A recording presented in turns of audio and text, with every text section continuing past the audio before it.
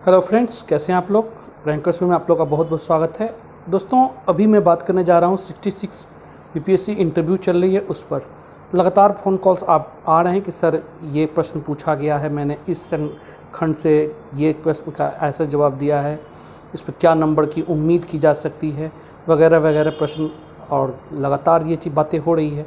दोस्तों, इस पर इसलिए मैंने सोचा कि एक वीडियो बना दूं कि क्राइटेरिया क्या है, जो एनालिसिस अभी तक हम लोगों ने किया है कि बीपीएससी के संदर्भ में कि जो कैसे प्रश्न पूछे जाते हैं और उनका जवाब क्या होता है, तो कितना अप्रॉक्स नंबर मिलने की संभावना रहती है, इन्हीं मुद्दों पर मैं चर्चा करूंगा।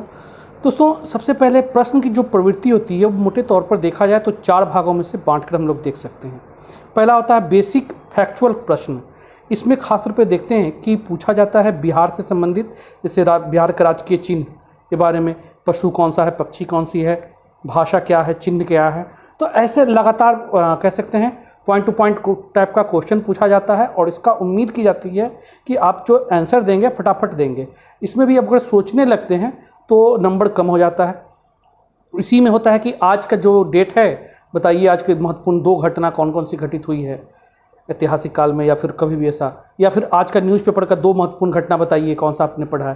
तो ये सब फटाफट क्वेश्चन होते हैं और ऑब्जेक्टिव बेस्ड होते हैं, तो इसमें उम्मीद किया जाता है कि फटाफट जवाब दीजिए। दूसरे जो प्रश्न होते हैं वो ऑप्शनल या ग्रेजुएशन सब्जेक्ट से आधारित होते हैं या फिर जॉब से आधारित होते हैं। तो ऐसे प्रश्न जो होता है वह खासतौर पर देखते हैं, इसके अंतर्गत क्वेश्चन जो होता है एनालिटिकल भी होता है और फैक्ट भी होता है। कई सारे, जैसे कि मान लीजिए कि प्लासी की लड़ाई कब हुई, कौन कौन भाग लिए, तो ये फैक्ट हो गया। और इसी में कॉन्सेप्ट, जैसे प्लेट टेक्टोनिक थ्योरी का कारण क्या था, क्या हुआ, कैसे हुआ, तो ये चीज़ें, प्लेट क्या है, तो थोड़ा सा एनालिसिस टाइप का होता है क्वेश्चन।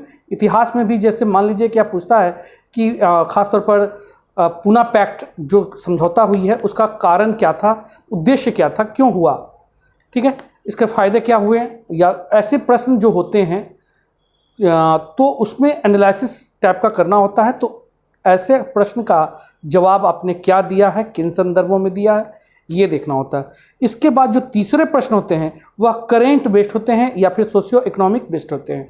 तो करेंट में भी देख रहे हैं कि भी खासतौर पर भारत और ख़ासतौर पे जो भारत में कई सारे मुद्दे हैं, जैसे कि आप ज्ञानवापी प्रकरण है, या फिर आप देख सकते हैं कि इसी में जातिगत जनगणना की बात की जाए तो लगातार इससे प्रश्न पूछे जा रहे हैं, या रूस यूक्रेन जो विवाद है उसका इम्पैक्ट पूरे विश्व पर, भारत पर क्या इम्पैक्ट पड़ा, रूस के बारे में भी पूछ सकते हैं इसमें कि कौन दोषी है।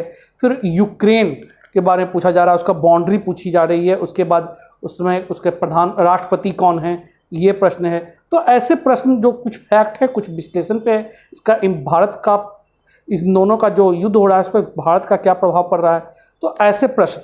अब इसका आंसर आप क्या दे रहे हैं, ये हो गया। थर्ड जो क्वेश्चन होता है वो आपका होता है इसमें खासतौर पर फोर्थ में एडमिनिस्ट्रेटिव क्वेश्चन और सिचुएशन बेस्ड प्रश्न। इसमें एनालिटिकल क्वेश्चन पूछा जाता है, जैसे कि मान लीजिए कि बिहार के प्रशासन की 4 कमियां बताइए, बिहार में प्रशासन में आप क्या क्या नवाचार करना चाहते हैं, इनोवेशन क्या होना चाहिए, गुड गवर्नेंस की अवधारणा में आवश्यक टूल्स कौन कौन से हैं, या फिर आप सिविल सेवा में आप क्यों आना चाहते हैं, या आपका ही चयन क्यों किया जाए। तो ऐसे प्रश्न होते हैं जो थोड़ा सा कहीं ना कहीं एडमिनिस्ट्रेटिव अप्रोच लेकर बताना होता है। या फिर एक ऐसे प्रश्न होते हैं जो लगभग लोगों से पूछा गया होगा कि आपका जो सब्जेक्ट है या ऑप्शनल पेपर है उसका प्रशासन में क्या योगदान हो सकता है। जैसे मान लीजिए किसी का LHW है तो LHW का प्रशासन में क्या योगदान है। सिविल इंजीनियर वाले से पूछा जाता है सिविल इंजीनियरिंग का क्या योगदान कर सकते हैं। इलेक्ट्रॉनिक्स वाले से पूछा जाता है फिर, या फिर आप मैकेनिकल इंजीनियरिंग का क्या प्रशासन में प्रयोग कर सकते हैं। तो ऐसे प्रश्न आपके जब पूछे जाएंगे तो उम्मीद की जाएगी कि आप जो आंसर देते हैं कितना एनालिटिकल वे में सही होता है, कितना प्रशासनिक अप्रोच पे बता रहे हैं ये। या फिर सिचुएशन बेस्ड जो प्रश्न पूछे जा रहे हैं, जैसे इस सिचुएशन बेस्ड में मुख्य रूप से 4 से 5 सिचुएशन को लेकर बनाता है। जैसे DSP है, SDM है, BDO है, RDO वगैरह वो हो गए।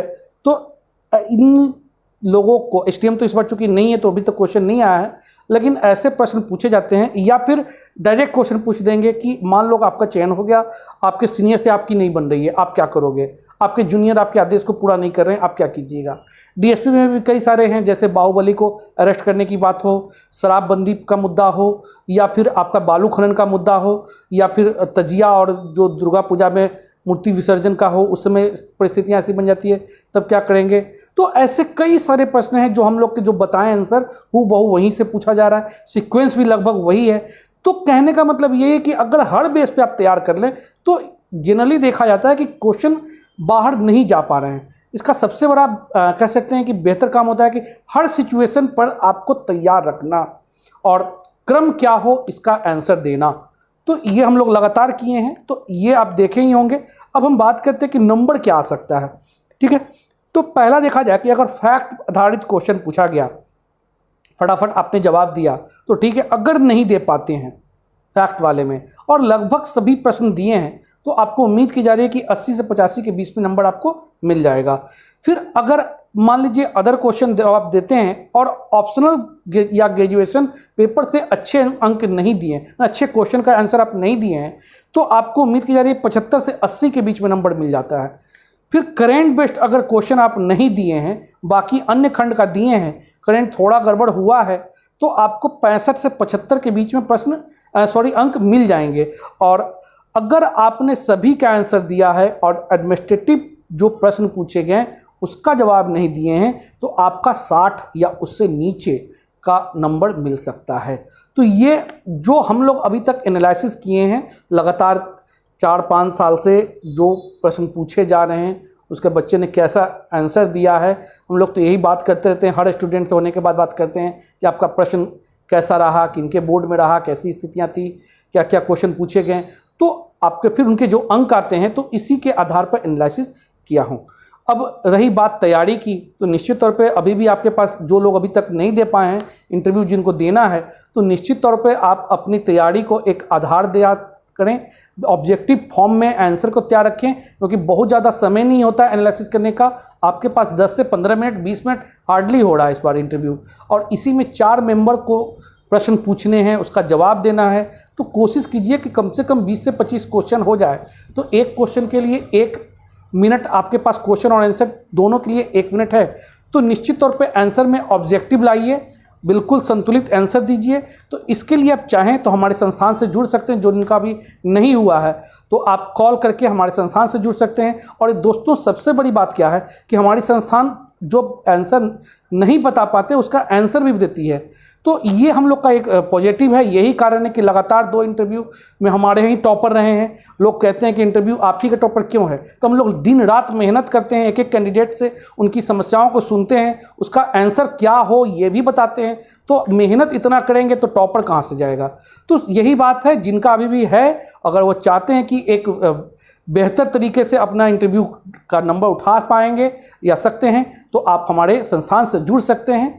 और बस यही कहेंगे कि लगातार मेहनत करते रहिए, लास्ट चरण है। अगर अच्छे अंक आ गए तो निश्चित तौर पे आपकी जीत सुनिश्चित हो पाएगी और जो आपका ड्रीम था वो पूरा हो सकता है। तो ठीक है दोस्तों, आज के लिए इतना काफ़ी है, फिर हम जल्दी मिलते हैं। Okay, thank you.